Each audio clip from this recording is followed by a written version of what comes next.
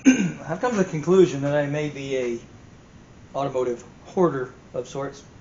I was looking around the shop and I'm going, there's a lot of stuff in here that I'll probably never use, but I might, you know?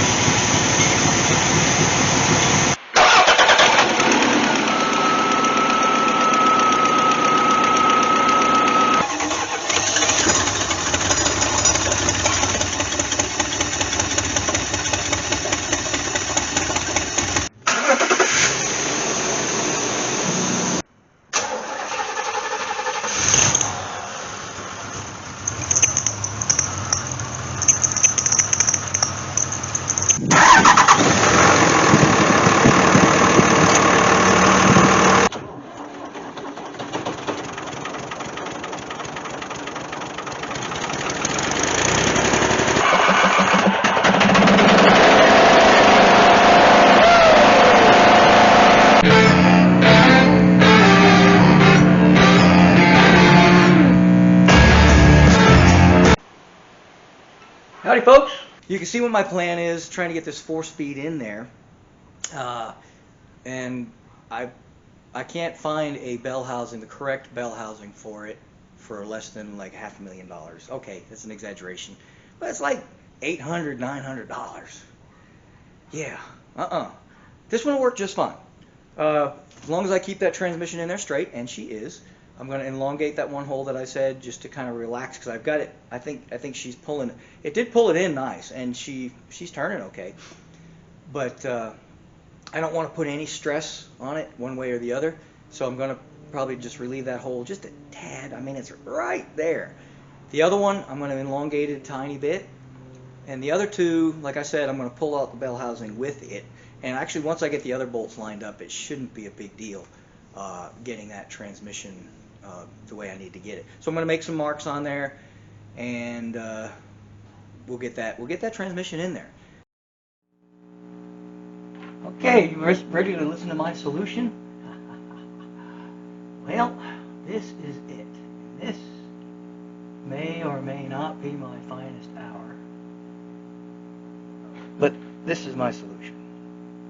Oh, I forgot I got this thing on giant. All right, let me see if I can put this where I need to. There we go. This is my solution. Wait, it's hard? Okay, it's a cap screw, socket head cap screw. Same size. Normally it would go here, but because it's a cap screw, I can move it over considerably.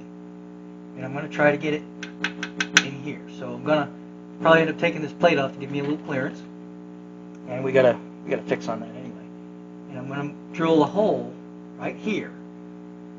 And that hole is going to go right on through to the bell housing. So my goal is, this will probably end up being one big long hole. Is probably what's going to happen. Man, that's going to be a fun one. This, again, I think I might just go ahead and we're going to pull that one out first on that side, because we have to. Let me take a quick look at that.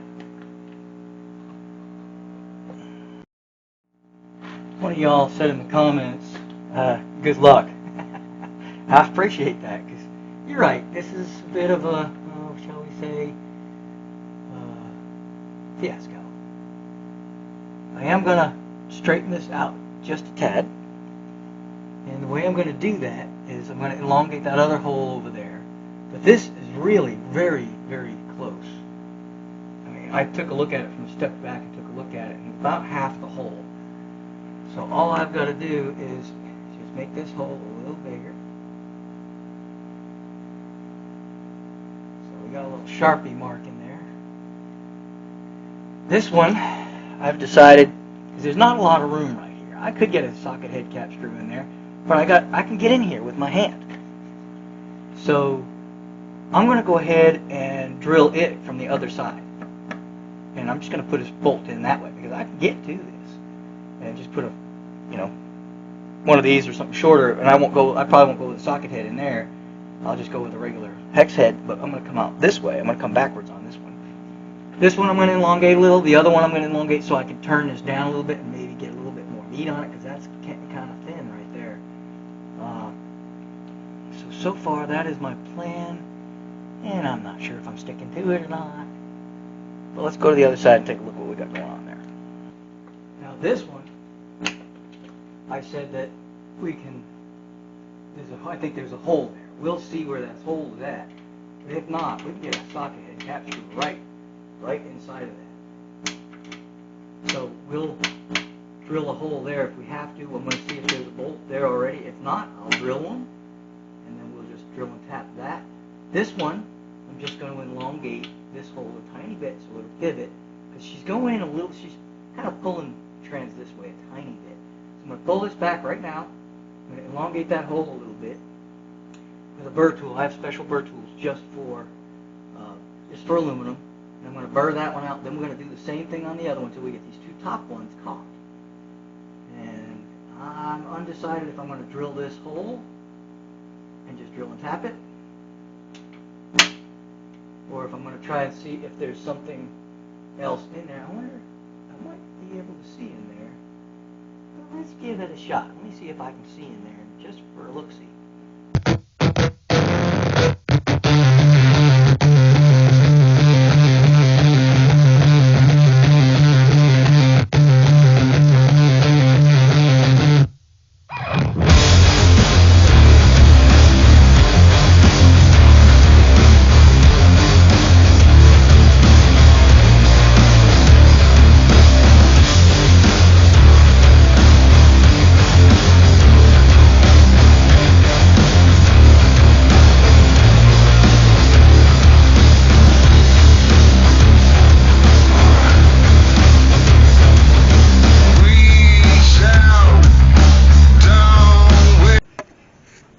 Okie doke. Now we can see that bolt right there. That's in good. I put a big washer on there, probably a little too big. But I got a big washer on there on that one. Then we're going to come over here to this side. And there we go. We've got that one on there. I'll probably put a bigger washer on that one as well. So now I do know that there's a big hole right here. And I don't even know what size it is. It's like 5/8, 16 maybe. So I had a 5/8, 13 tap and it was the wrong one. But I've got a bolt that fits there. Unfortunately, it's not a cap screw, so I may have to go to the hardware store tomorrow. But we're going to use it for the moment. And then on this side, same thing. Only I've decided I'm going to come at it from this side. Well, I think I told you that. And I'm just going to drill and tap because I'm going to be right up against the wall here.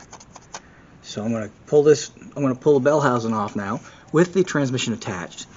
And that way I can go ahead and drill holes here and then go ahead and find where that other one is and drill a hole in the transmission for that one. Alrighty, I got it off, and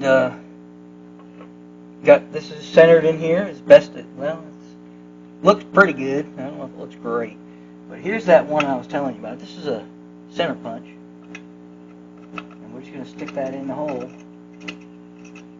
And then we're going to just give it once we get it all the way in there, we go. I'm just going to give it a little wallop with a hammer. And I hang on to the transmission when I do so.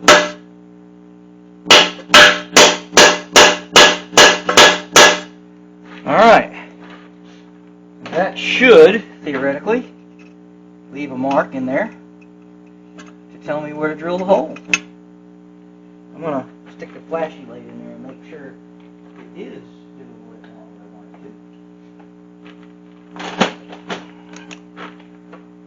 Oh yeah, there's a hole right there. So all we got to do is drill a clearance hole in there and put that bolt in. And this one is going to be the fun one. This one I'm going to actually drill a hole, and I'm going to drill it right here. I'm going to start with a smaller drill because we want to go. Now this one's weird because the bolt hole is actually down low.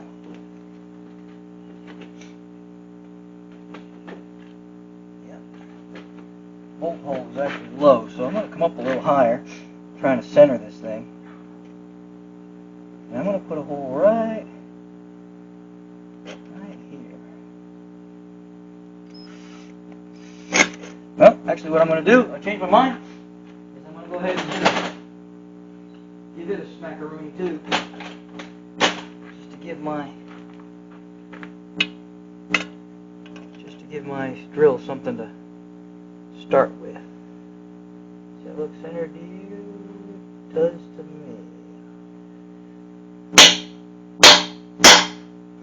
There we go. Now I got a little divot to get started on it. The drill won't walk. Notice I used a much smaller hammer on that one. That way if I had to move it, I could.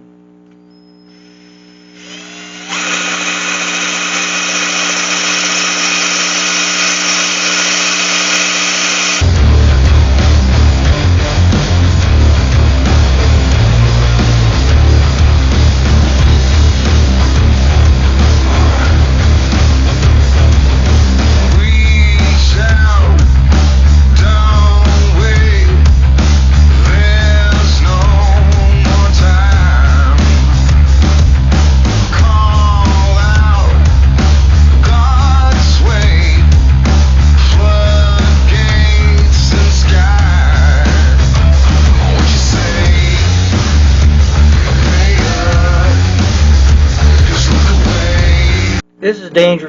You should never use a drill to drive a tap in, but I'm going to do it anyway.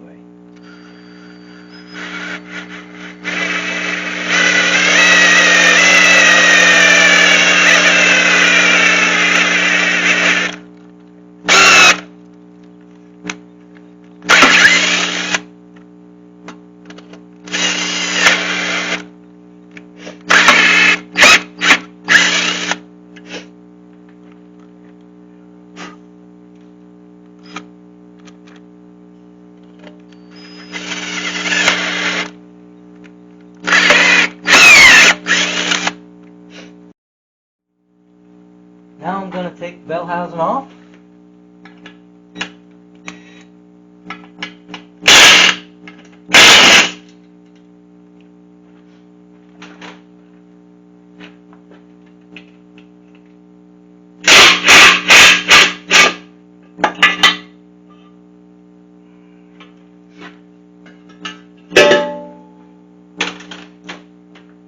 I'm going to go drill the other hole.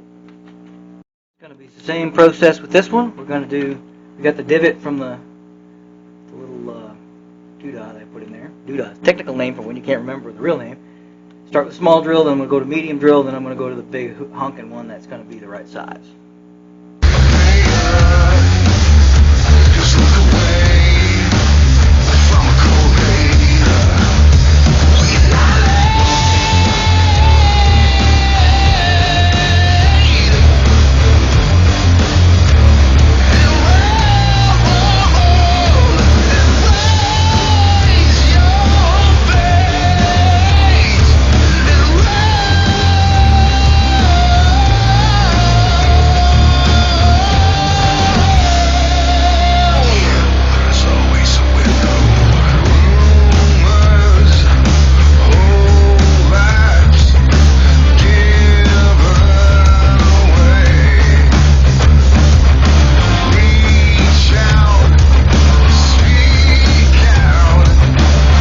There we go.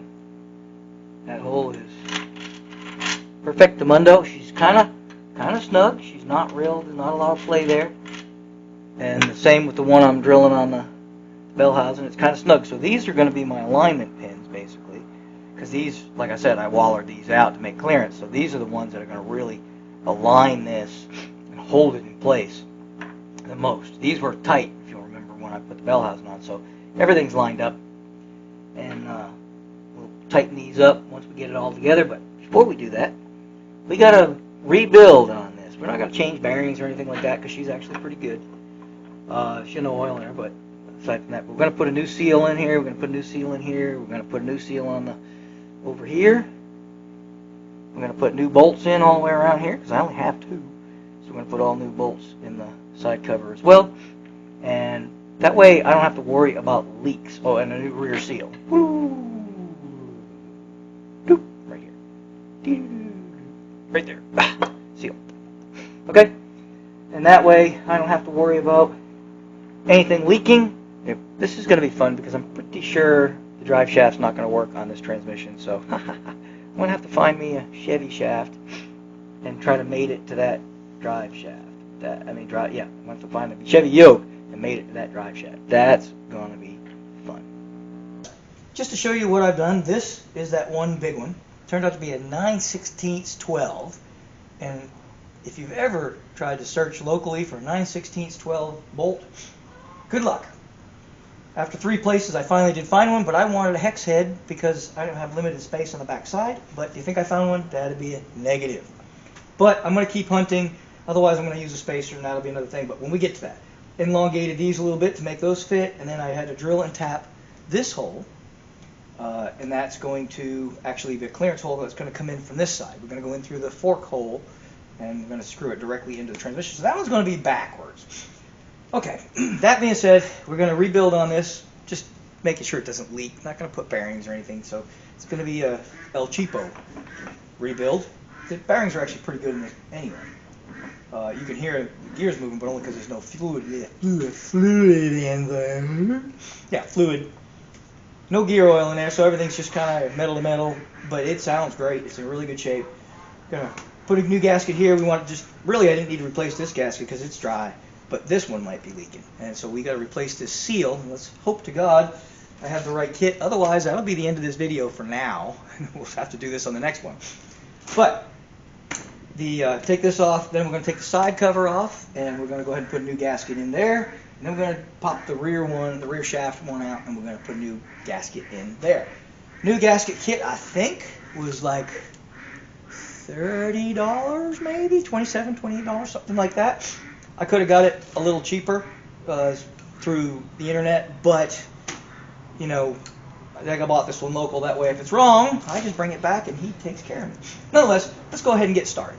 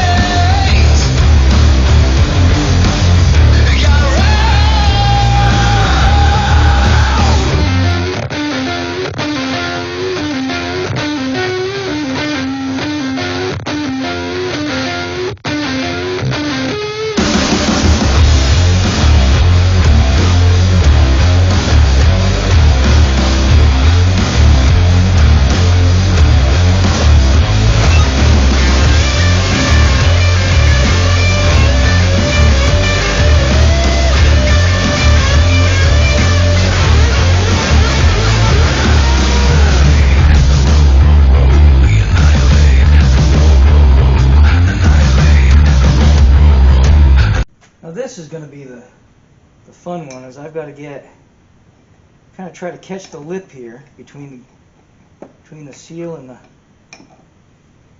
I'm not 100% sure how I'm going to do that because this is mostly seal. So I was going to try to just kind of.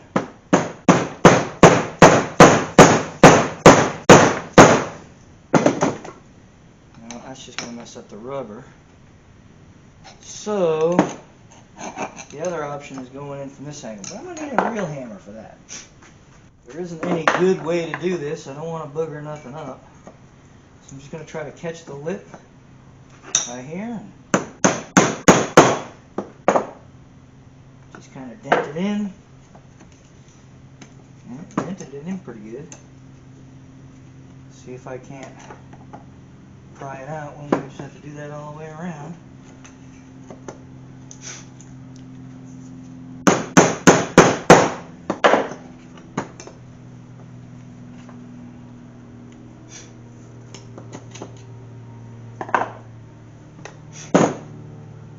If I could see, it'd be better. Well, let's cave in the corners in, but ain't doing nothing for getting it out of here. See if I can get in here. Nope.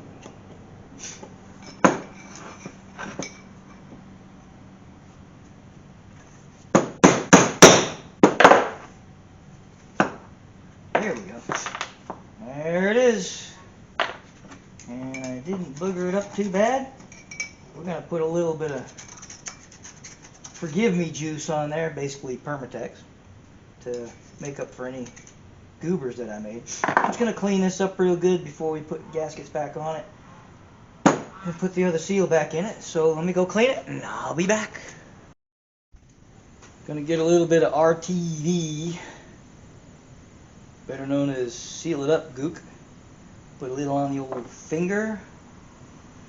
I'm going to put it in here where the seal's going to go.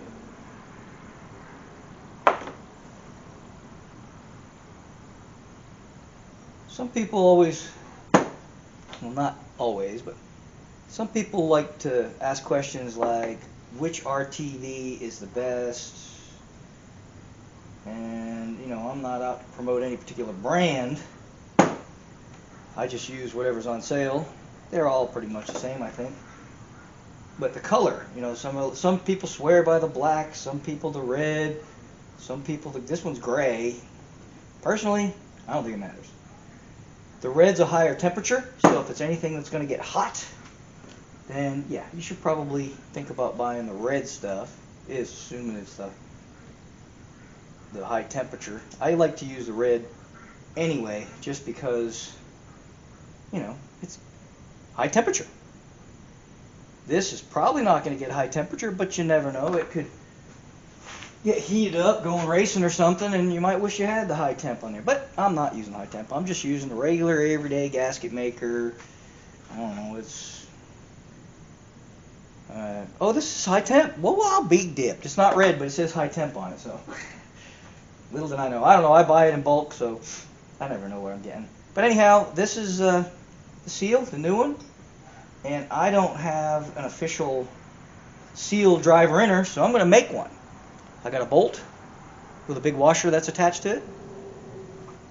I've got a washer that's about the same size, a little bit bigger than the piece I'm knocking in, and I'm just going to mash her in there.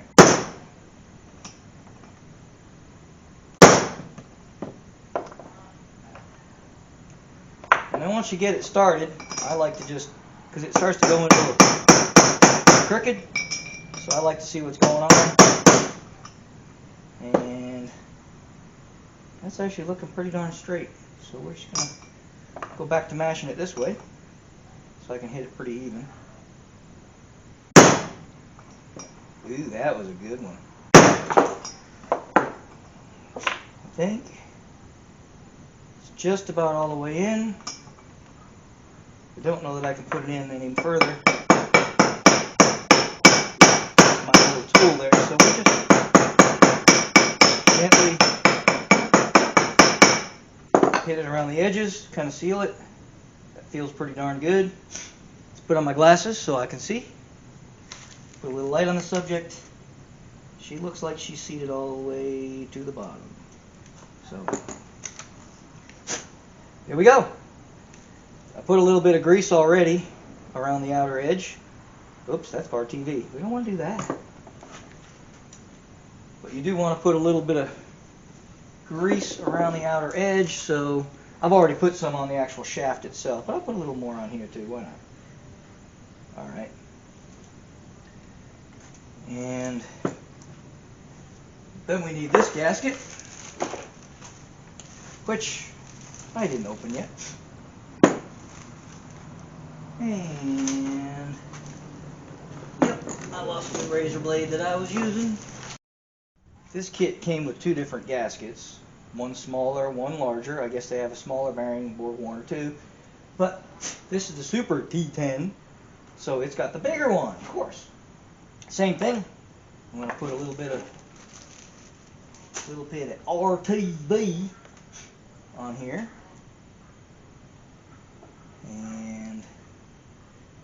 We're just going to spread it along the outside edge. You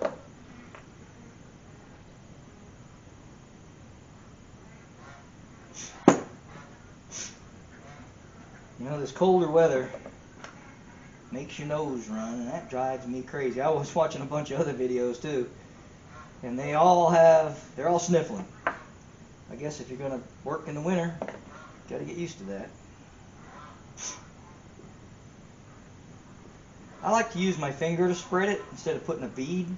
I don't know, it just makes me feel like it's getting better coverage. You could probably just smear a bead on there and close it up and you'd be fine, but I don't know, I've just always done it this way. There we go. Put a thin coat of it on there, just keep everything kosher. Uh-oh. Make sure your gasket's clean, you don't want any dirt. It's like my worst enemy. I'm constantly cleaning stuff to try to keep the dirt from contaminating my work. I'm going to be later, so listen carefully, you people who don't normally listen to the words.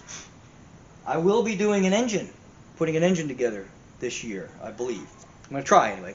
I've got that 400 that's going in my Javelin, and I have full intentions of building that. And it's a supercharged engine, and I have full intentions of building that on YouTube and show you all exactly how I do it. I have been a backyard engine builder for many, many years, and I actually opened up an automotive machine shop for a few years back in the 80s. So I do have a little bit of knowledge on how to do it, but I'm going to stick to the backyard basics because, yeah, you can do high dollar rebuilds at home if you've got the right tools, and I've got the tools, but there are just some things that I'm not going to say they're not necessary, but they overcomplicate things. You know, that yes, for a professional engine builder building a high horsepower racing engine, he needs to know, he wants to squeeze every ounce of horsepower out of it. Well, yeah, some things got to be done. But if you're building a street car that you're just going to drive, you don't really have to do a lot of the precision stuff, if you will, that other people do. And I've talked to numerous engine builders over the years, machine shops, guys that own machine shops, and some do things a different way, some are, you know, big on certain, you know, and we'll explain all that when we do the engine. But I'm just saying, when we do that, I'll explain to you what is necessary, what is not, and you can judge for yourself from there. Anyway, I was just filling in some conversation while I put the Permatex on this thing. It doesn't want to, why does it want to go on crooked? That drives me crazy. Go on. Ah, there we go. All right. And you'll split these. You over tighten these stupid caps and they'll split on you. And then so much for that tube. I should probably, every time I finish a tube when I throw it away, I should keep the cap just in case. Because for whatever reason, over time, they seem to crack. All right. Now, very, very important. So let me fix the camera so you can see what I'm doing. Don't be smoky. Now, and we better clean that out. Jeepers crow, I'm steering you all in the wrong direction. We got a little bit of crud in here. We want to get rid of that. This is an oil hole, by the way. This here little hole that I'm messing with, right here. This is an oil hole. And what that does, it allows oil to come out of the transmission. Wow, there's a lot of crud in there. And into this bearing. If this hole gets plugged up, your bearing is going to starve for oil, and life is not going to be good for your transmission. It'll be very short, at least for this bearing. Now, changing this bearing is not a huge, maybe I should use a flat end instead of a, no, all right, we'll just use this one, it's bigger. All right, now you don't have to, you know, just get the crud out of there. Once I put in the fluids in this thing, it's going to clean itself out. Just don't want any grit in there. Alright, now we got it cleaned up. So we want to make sure that oil hole is clean. We want to make sure our gasket surface is clean.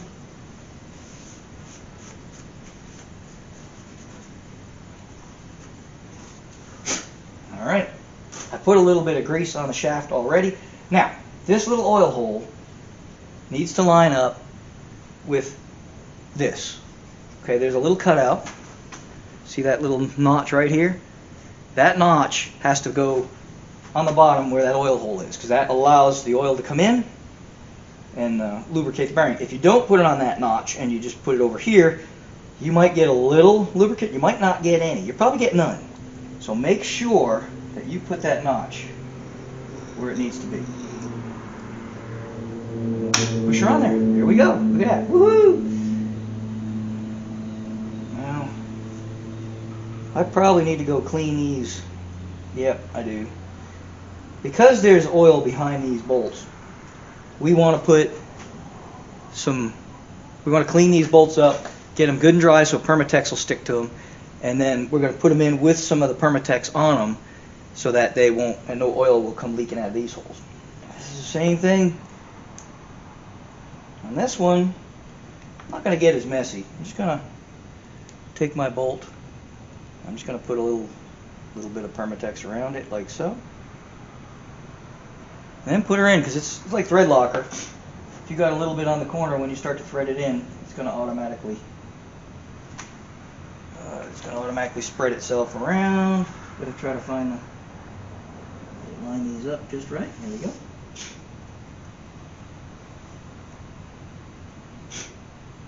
I don't know how many of y'all out there are older. When I say older, I'm talking like 50s-ish, like I am. Okay, I'm almost 60, but I'm not there yet. But even some of you might be in your 60s, and I gotta tell you, my eyesight is the worst, the thing that I miss most, I guess. It used to be my mind I missed the most of all the things I've lost. But now it's my eyesight. I just totally miss, and I forgot to put the washers on, I just totally miss being able to see without glasses up close. I can still see great far away, but up close, whew, it's not good. I don't know how many of y'all struggle with the same thing, but I hope you feel my, well, I don't hope you feel my pain, but if you feel my pain, throw something in the comments saying, I get you, man. Eyesight's not what it used to be. You know, but thank God we have glasses, you know, that we can help us to get over our shortcomings, but it's kind of a pain to have to walk around with glasses on, or in your hand, or, you know what I mean. Anyhow. I'm not complaining, I'm just complaining. Let's put a little bit more of the Permatex. There we go. Throw it on there.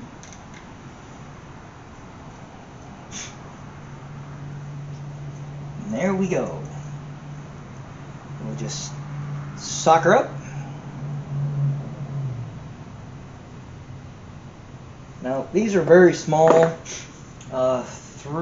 What are these? 3/8, 16, 5/16, 18, I think. I bought some grade 8 bolts for the other side, for the side cover. I just wanted to go all new on that. I was missing some anyway.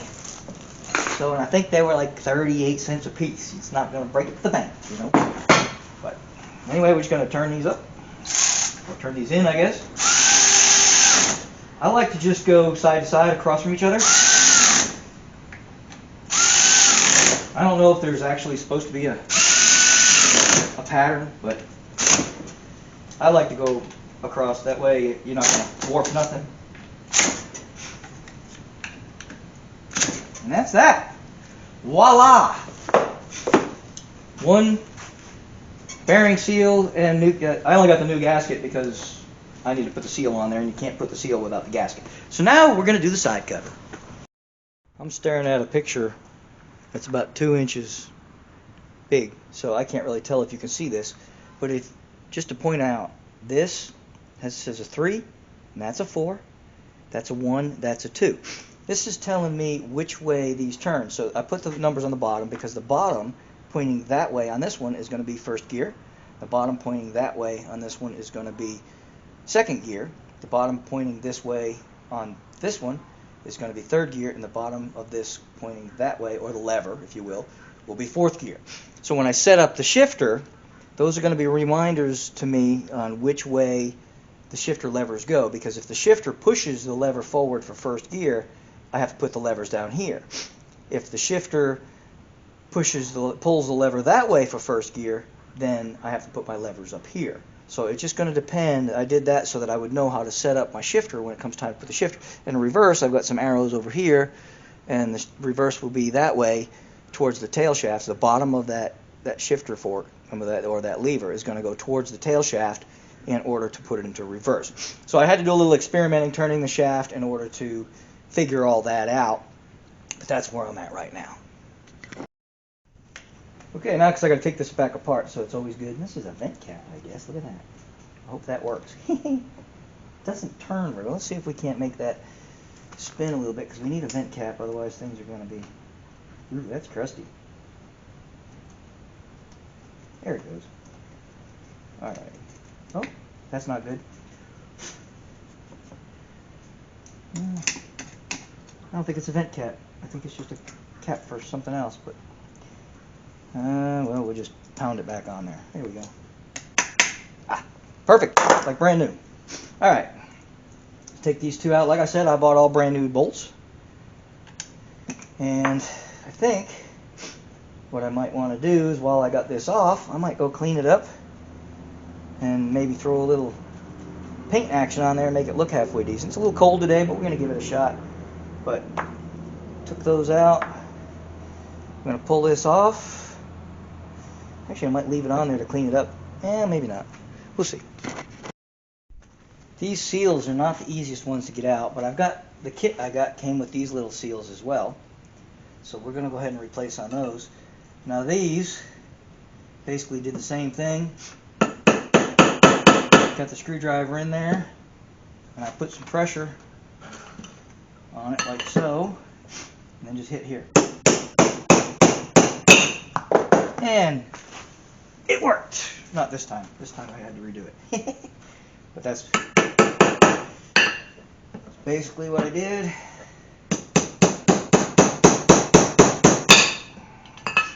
Come on, old girl. Trying to make a liar out of me.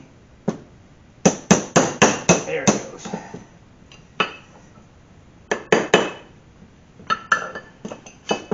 Come on, baby. She's being a little stubborn. There it is. And that's pretty much how I got that one out. I use a little hammer. We don't want to put a ton of pressure on there. We don't want to muck stuff up, if you will. So now we're just going to clean this out real good. And we're going to do the same to this as we did to this one. Convention, just a nut with a flange on it. Put my seal in here. Now this one, I'm going to have to put something underneath it to stabilize it. Let's see if this will work. Oh, yeah, that works perfect. I'm going to have to adjust the camera a little bit, maybe. There we go. Now you can see what I'm doing. Just going to set this up on here.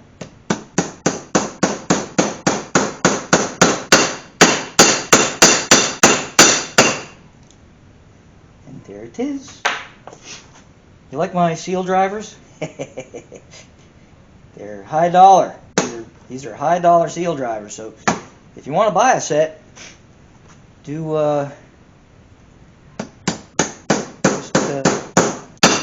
just go to your local hardware store and tell them you need nuts with flanges on them, and use them for seal drivers, or big washers. But I think if you got big enough nuts, let me rephrase that. Well, I guess there's no other way to put it. If you got a big enough nut, we'll just try to make it that way, with a flange on it, you could probably use it for whatever. But if not, you can get big washers. And they work perfect for seal drivers. Of course, we got to get to the tail shaft one. That's going to be a different story altogether, and we'll address that when we get there. But anyway, back to putting all this back together.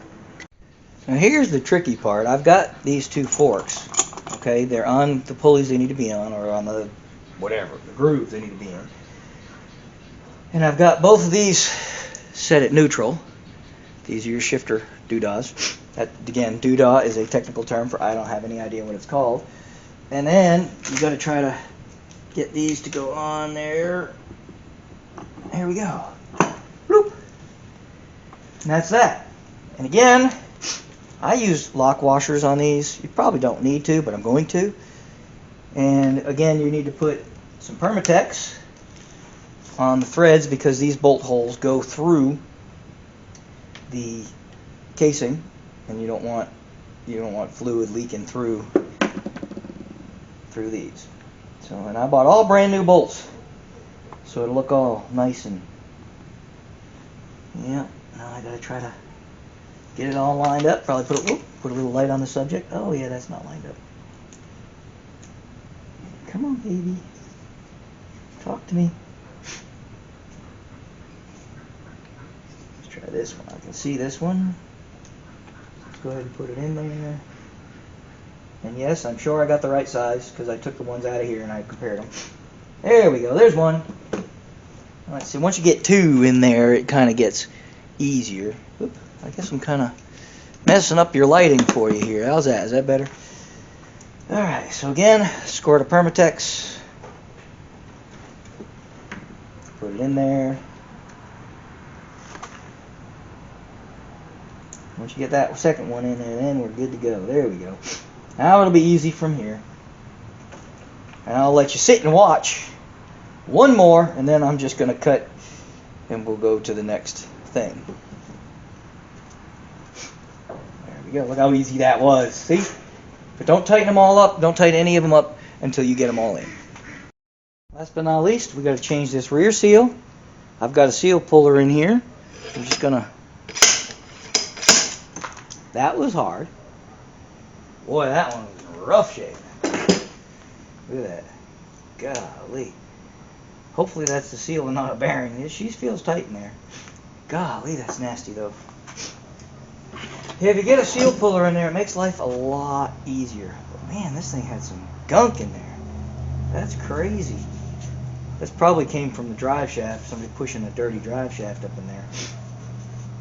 But we'll clean her up. Put the new bearing in.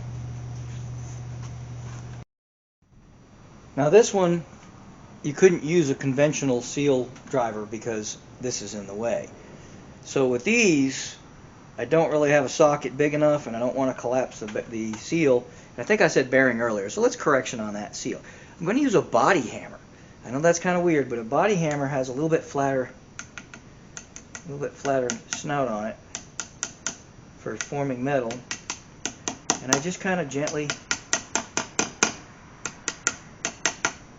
go around it. Try to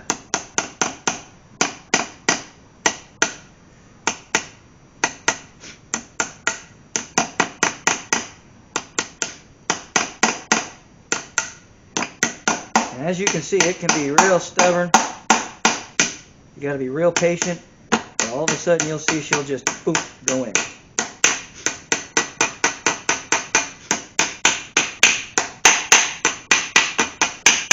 There you go, and I put Permatex around the outside. I don't know if I showed you that, but I did.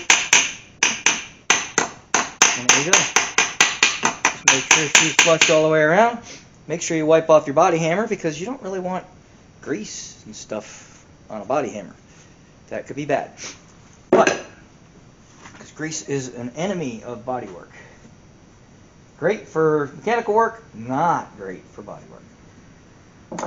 And I got to clean out these grooves a little bit because I got some Permatex in them. I call it Permatex, and I apologize. It's, RTV. For whatever reason, I think Permatex was like the only brand they had 100 years ago when I started doing this stuff. So there we go, a new seal in the end.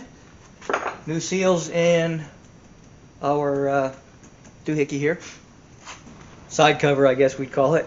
Doohickey works.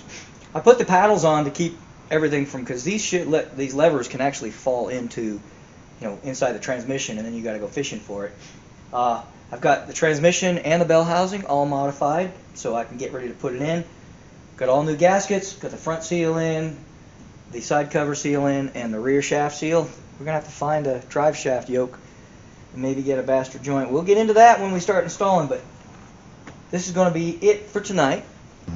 Transmission is ready for installation, but before I put it in, I'm going to get all the shifter levers and everything set up. I'm going to get the whole shifter set up on the transmission, then I'm going to take it back off because, in case I forgot to tell you, this is a Mopar shifter. It's a Hurst shifter, but it's out of a Mopar. So putting a Mopar shifter on a Chevrolet transmission on an AMC bell housing, but the wrong year, made for everything but a Super T10.